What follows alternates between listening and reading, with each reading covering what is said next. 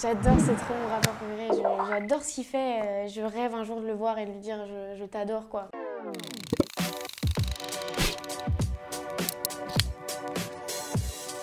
Ah, c'est Tournu. Bah, c'est ma ville. C'est là d'où je viens, la Bourgogne. Le vin, le bœuf bourguignon, les escargots. Enfin, c'est vraiment la nourriture quoi. Ouais, c'est mon enfance, c'est là où j'ai vécu, où il y a ma famille. D'ailleurs, c'est un gros changement parce que maintenant je vis sur Paris. J'ai emménagé il y a 1 mois et demi. Du coup, ça fait 1 mois et demi que je suis pas retournée à Tournu. Et j'ai quand même envie d'y retourner, donc j'ai hâte de pouvoir remanger du bœuf bourguignon et de boire du vin rouge.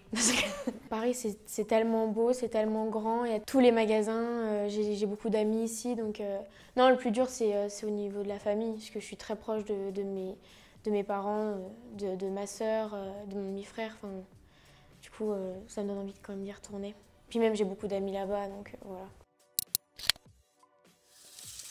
C'est un peu mon modèle. Je trouve qu'elle a réussi à s'implanter dans un truc. C'est la seule à avoir un peu donné ce côté vintage, faire sa musique où elle a commencé de rien du tout. Son premier clip, elle avait mis plein de vidéos. C'est elle qui l'a fait entièrement avec des vieux films, des vieilles vidéos qu'elle a trouvées. Et je sais pas, même sa musique, son registre, j'adore. Je la trouve fantastique en fait.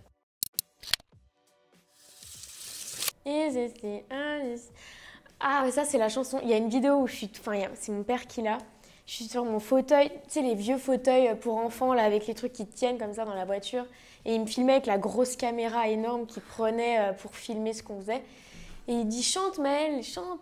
Et du coup, on comprend rien de ce que je raconte. Mais il y a cette musique en fond. Et ouais, c'est une musique qu'on écoutait tout le temps avec mes sœurs. On était dans nos chambres, on avait nos télécommandes et on chantait comme ça. Ouais, c'est des bons souvenirs.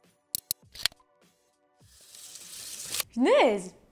Ouais, j'ai intégré l'Académie internationale de la danse parce que j'aime beaucoup danser. J'ai voulu rester un peu dans ce milieu-là parce que je me voyais pas, je me voyais pas encore revivre ce que j'ai vécu au lycée, de faire les cours et en même temps d'aller en studio. Enfin, c'est pas du tout le même truc et quand tu passes une journée en studio et après tu retournes en philo le lendemain, le lundi, c'est horrible. Genre, c'est vraiment pas un truc que je veux revivre. Parce que j'avais pas du tout la tête à ça. Et en fait, j'adore danser et je me suis dit, je vais me lancer là-dedans. Donc c'est hyper intensif, je m'attendais pas à autant.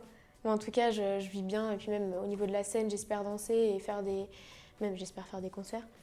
Mais du coup, voilà. Premier album. Qui est cette fille? Je la connais pas. Premier, c'est mon travail avec Calogero. C'est un travail d'1 an parce que je jonglais avec le lycée, le bac. Et donc je pouvais pas faire ça en quelques mois. On a vraiment pris le temps de bien bosser, d'avoir des thèmes importants que je voulais utiliser. Et cette pochette, voilà, je suis très contente. Ça me fait bizarre de le voir comme ça. Ça me fait peur parce que je me dis que ça y est, ça va sortir. Les gens vont pouvoir écouter, ça va plaire, ça va pas plaire. Les avis, voilà, c'est toujours difficile de plaire à tout le monde forcément. Ce que je retiens vraiment de cet album, c'est qu'il y a énormément d'histoires, énormément de thèmes. En gros, je trouve qu'il est... c'est très divisé en fait. Je me souviens que Mika, il avait fait une interview aussi, c'était pour la même chose, où il disait que son album était très divisé, où qu'il y avait beaucoup d'histoires. Et en fait, c'est un peu la même chose. C'est qu'on peut passer voilà, d'une histoire d'amour à l'harcèlement scolaire, à la famille. Et en fait, c'est pas totalement moi, c'est pas mon histoire à moi. Mais je vois tellement de choses par l'extérieur, par mes amis, ma famille, que j'avais envie de faire, par exemple pour le mot d'absence, de parler un peu de l'absence de parents, parce que j'ai beaucoup d'amis dont les parents sont absents et j'avais envie de le faire, j'avais envie d'en parler. Même l'harcèlement scolaire qui est hyper grave et hyper voilà, présent en ce moment, quoi. Ah ouais, ça, je le disais souvent en interview.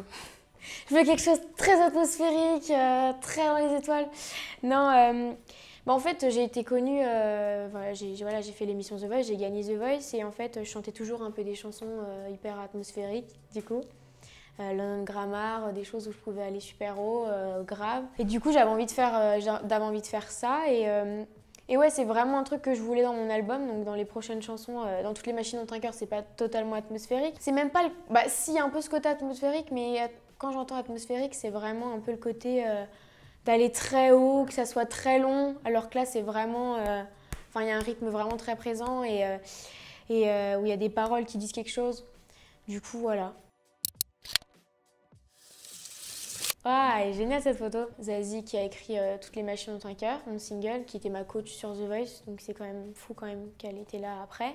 Puis Calogero, qui m'a complètement aidée, qui a composé, produit mon album. Et en fait, j'ai vachement été rassurée. En fait, sa présence, elle est un peu protectrice parce que quand j'ai gagné l'émission, il y avait ce côté un peu que j'avais peur de me lancer là-dedans. Je m'attendais pas. Enfin, je sortais de tournure, je suis allée à Paris, c'est allé super vite. J'avais encore le bac à passer et je me voyais pas faire un truc tout de suite. Donc j'ai vraiment attendu. On s'est rencontrés par hasard à un festival chez moi du coup. Mais du coup voilà, il m'a vachement aidée en fait. Il m'a jamais rien imposé. On a vraiment travaillé ensemble. C'était vraiment, on buvait de la tisane en studio. Enfin c'était trop bien quoi. J'ai trop apprécié ces moments-là. Les Nubressan, c'est la rencontre le 13 juillet 2018. Je faisais la première partie de Julien Clerc le 14 et du coup j'étais venue le 13 juillet. Parce que du coup j'ai rencontré Calogero. Et en fait ça s'est fait tellement naturellement, je sais pas, ça s'est fait comme ça, on mangeait ensemble, on était à la cafette et tout, il attendait son tour pour passer aux balances. Et voilà, du coup on mangeait, on discutait et c'est parti des Nubressan quoi. Genre on s'est dit pourquoi pas bosser ensemble. Cette chanson, elle me tenait à cœur. Enfin, j'ai regardé des articles et j'avais vu 700 000 élèves étaient touchés par ça et je trouve ça énorme. Enfin, moi, je sors du lycée, je sais que c'est pas... En plus, voilà, je venais de gagner une émission, donc les gens me regardaient et je sais que c'est pas facile. Après, moi, j'ai eu cette chance-là de pas m'être fait harceler, mais je sais que c'est difficile le regard des gens. Et l'effet de masse, c'est vraiment cette chanson qui représente cette personne qu'on a pu juger parce que c'est déjà arrivé. Et ce que j'aime dans cette chanson, c'est qu'il y a le côté un peu de l'harceleur, mais il y a aussi le côté de la victime. Où on dit on s'est tous déjà moqué de quelqu'un, on peut pas dire que c'est jamais arrivé. Et c'est ça que j'aime bien dans cette chanson et que je la trouve importante parce que c'est tellement présent, c'est tellement puissant et c'est tellement grave que par de simples mots, ça peut vraiment vite partir en vrille. Il y a des différents personnages qui arrivent dans mon album, il y a aussi ma famille, mes amis, mais il y a aussi le côté du lycée. Donc j'ai vu comment c'était, j'ai vu qu'il y avait certaines personnes qui étaient... On ne peut pas dire les populaires comme dans les lycées américains, mais je veux dire, il y a différentes personnes et je trouve ça important, quand on est artiste, de pouvoir faire passer des messages. Et c'est pour ça que c'était important pour moi de parler de ça. Oh ouais, j'avais fait mon concert, j'avais mon piano et j'avais ma guitare pas accordée, c'était... Ouais, Lazzarella, on y mange très bien. Allez-y si jamais vous passez. Ouais, non, en fait, c'est un peu mon refuge. J'y vais tout le temps. Il y a un piano et je peux tout le temps chanter, je peux tout le temps jouer du piano là-bas, donc c'est trop cool. Et c'est là que j'ai fait mon premier concert. Et ce qui était marrant, c'était que c'était ouvert au public, mais en fait, il n'y avait que ma famille. On était tellement nombreux qu'il n'y avait plus de place pour les autres. Il n'y avait que la famille, donc c'était trop bien. Mais ouais, quand tu passes du Lazzarella et après à la télé, c'est différent, quoi.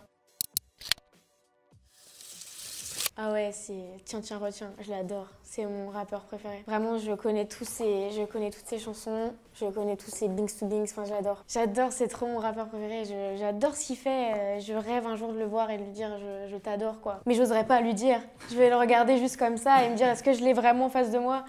Non, je l'adore, c'est mon rappeur préféré, il est ouf, il est ouf. Merci beaucoup.